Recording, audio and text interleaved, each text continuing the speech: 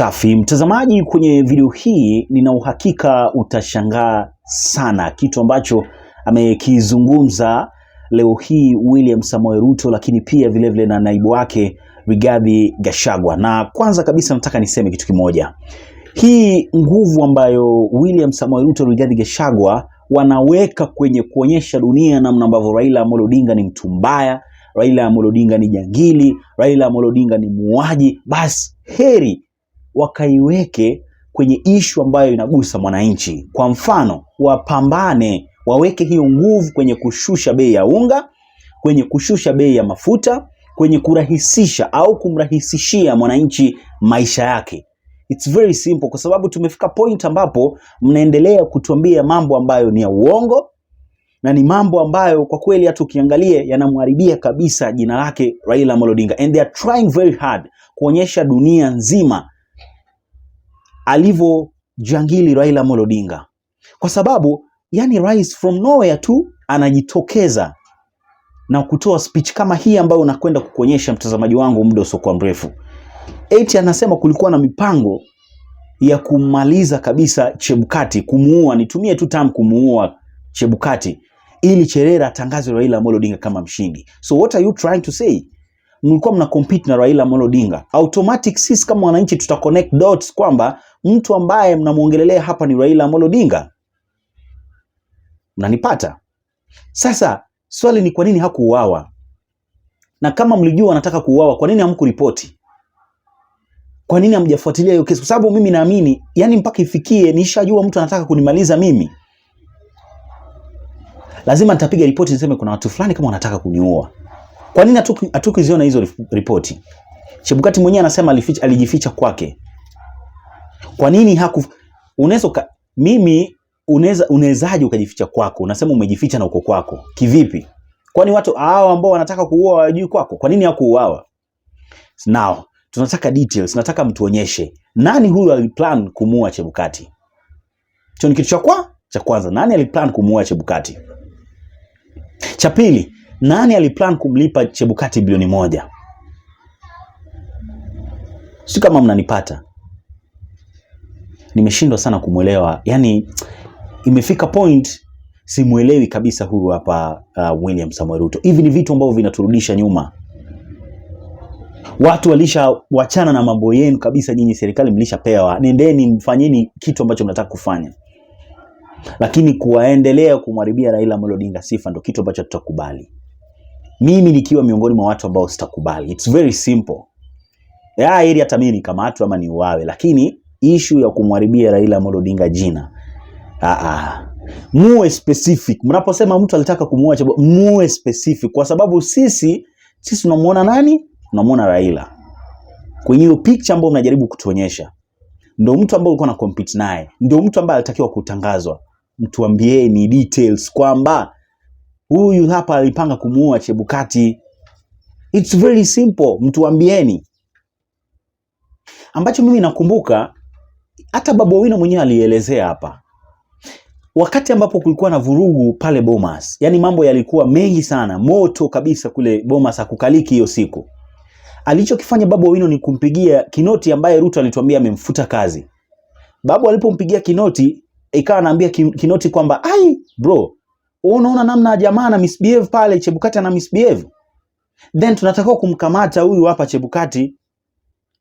Kinoti huyu ambaye Ruto anamsema vibaya, akawa anaambia Babu Owino kwamba no, usilete vita Babu Owino, usilete vita. Wakawacha. Leo hii mnakuja kutuambia namna ambavyo walitaka kuuawa Chebukati. Nimeshindwa sana kumuelewa rais. I swear before God, nimeshindwa kabisa kumuelewa.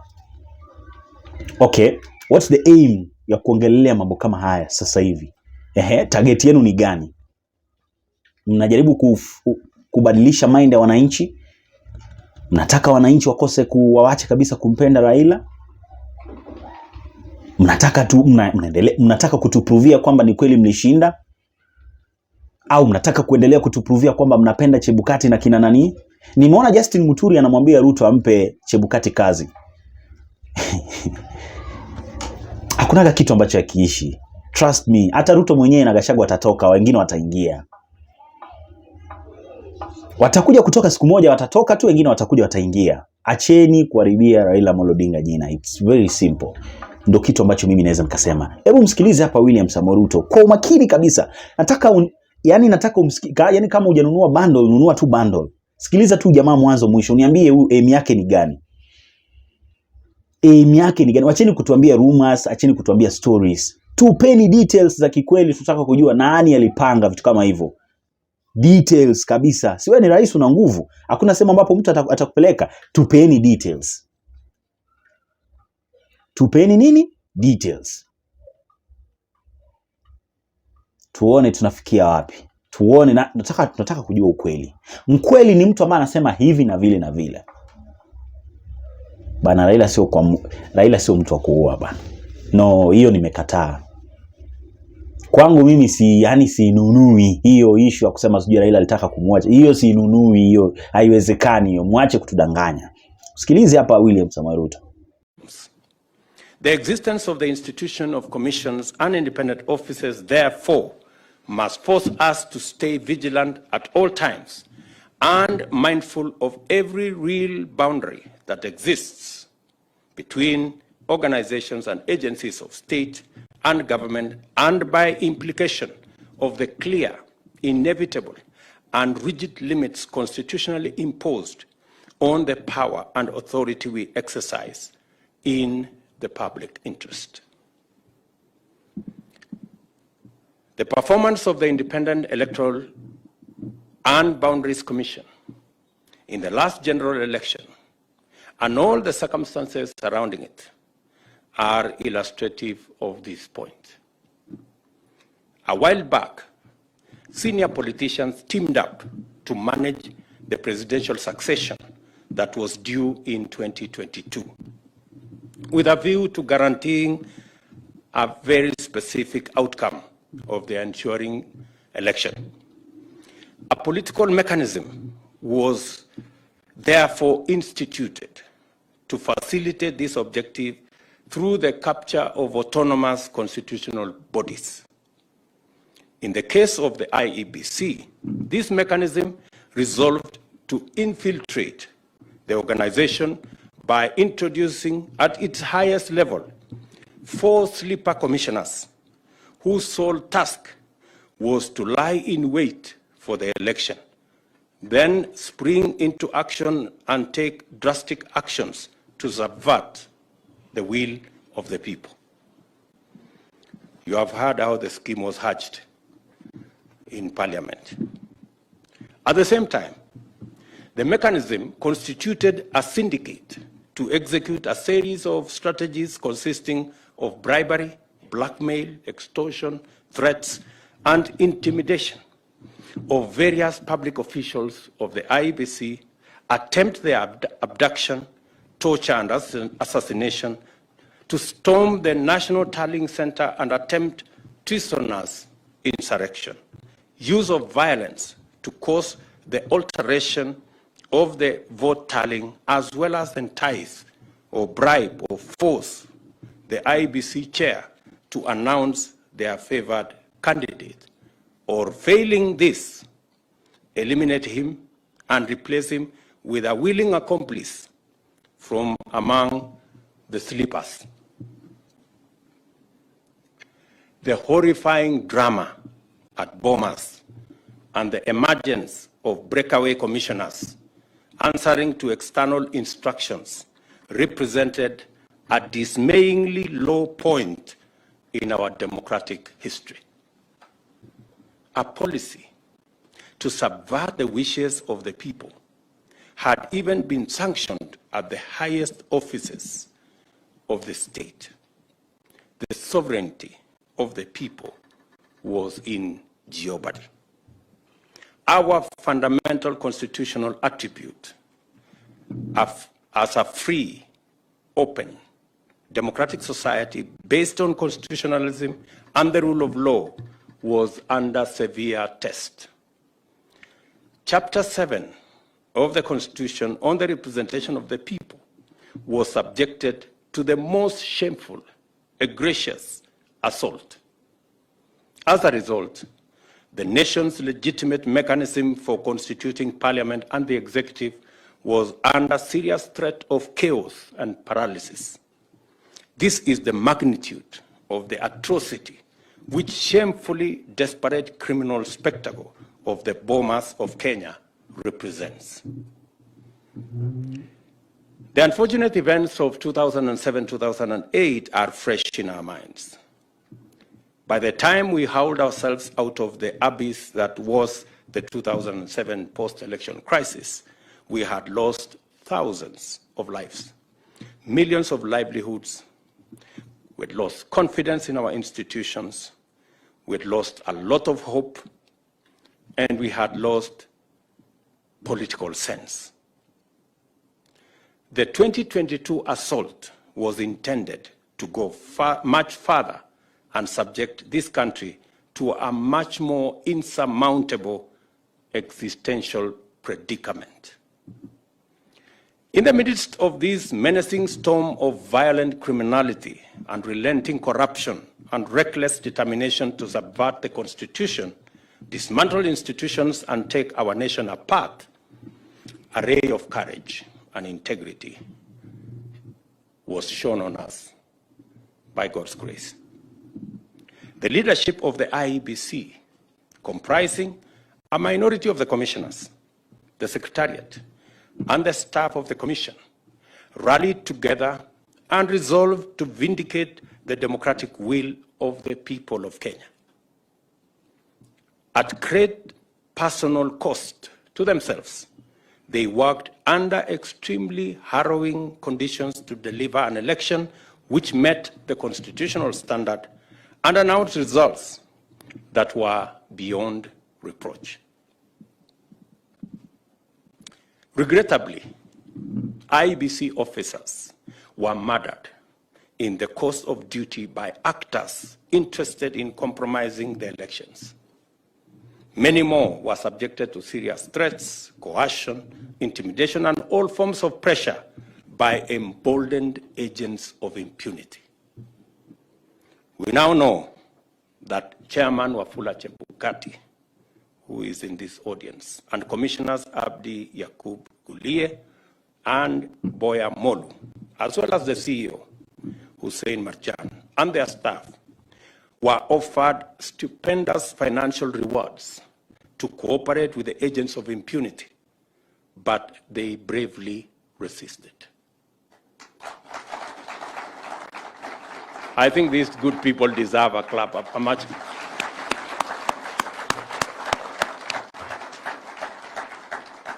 We also know that they were subsequently threatened with dire consequences for them and their families if they did not do the system's bidding and overturn the choice of Kenyans.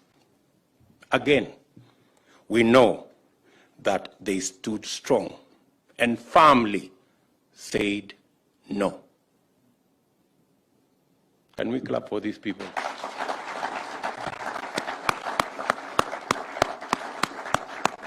Chairman, stand up, and your two commissioners and the Marjan, please let us clap for those great people. You may take your seats.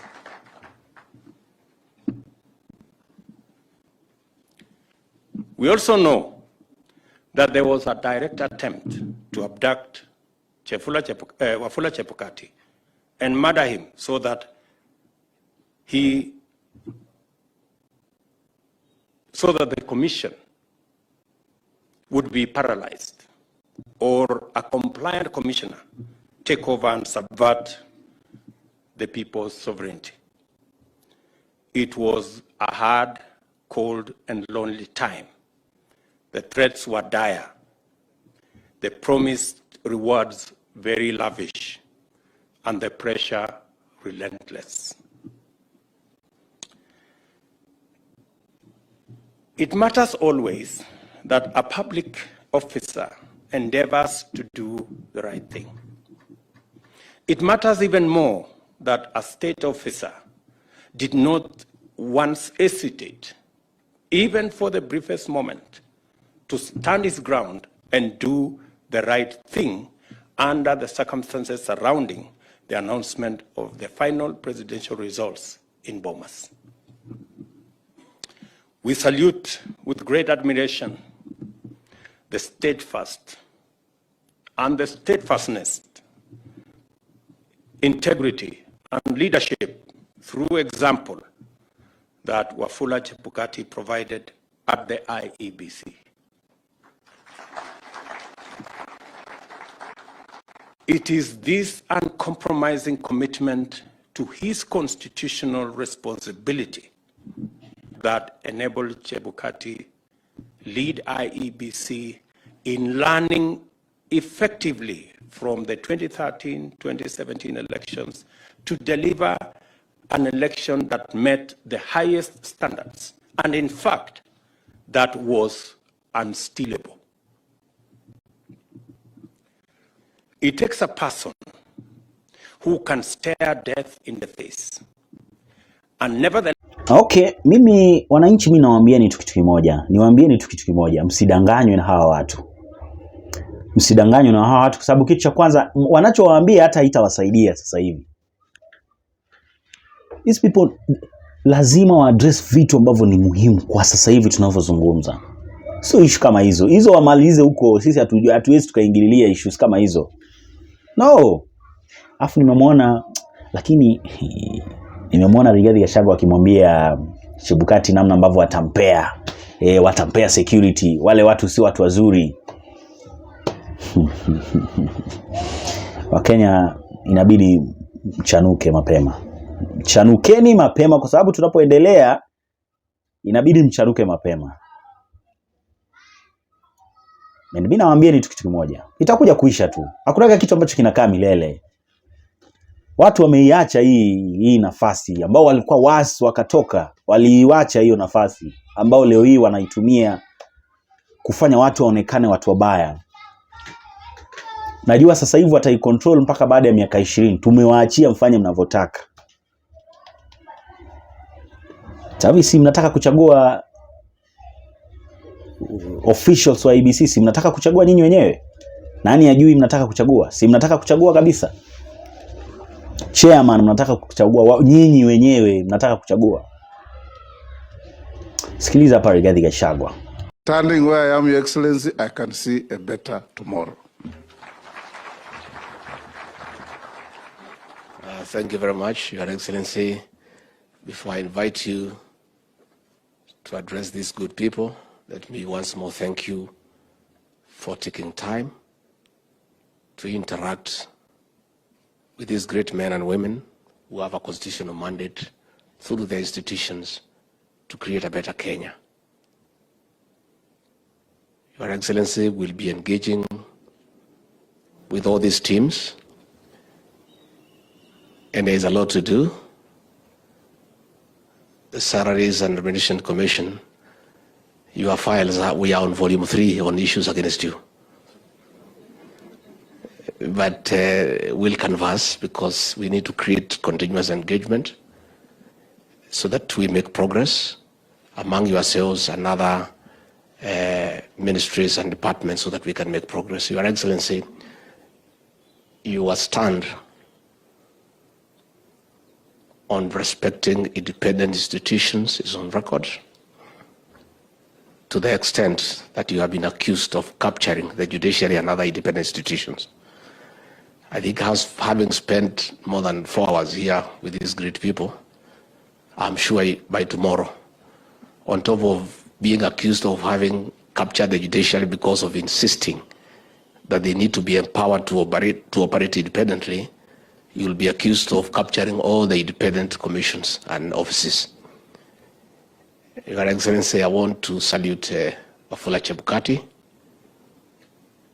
and the other 2 commissioners for standing up for Kenya, for doing the right thing, for refusing to be tempted by bribery, for rejecting intimidation and threats to overturn the will of the people and subvert the Constitution.